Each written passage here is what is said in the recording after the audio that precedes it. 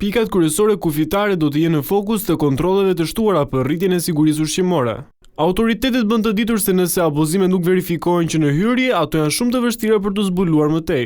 Edhe në import çfarë na hyn, edhe në eksport çfarë dalin.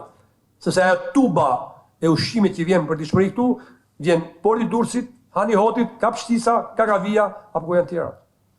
Nëse ne do të jemi të kujdesshëm si trup inspektimi që të parandalojmë që mos vi, sepse po ikun në për terren, ikun, nuk e mbledh dot më.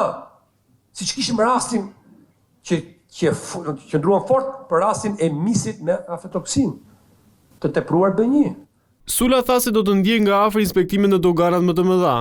Që nesër, duke filluar nga nesër, unë vetë inspektori i përgjithshëm do jem në pika doganore duke filluar nga Hani Hotit bashkë me Zonë Gjynameti si kryeinspektore e AKU-s dhe për të dhënë mesazhin e qartë pranë inspektorateve dhe pranë të gjithë subjekteve të cilët operojnë në territorin e Republikës së Shqipërisë, edhe që ikën nga territori i Republikës së Shqipërisë, që do bëjmë maksimumin për të parandaluar ato që vijnë nga importi që janë jashtë standardeve që kërkohet për të përdorur qytetarë shqiptar dhe ato që ikin për eksport që përdoren nga qytetarët e vendeve të BE-s apo të shteteve të tjera të rajonit.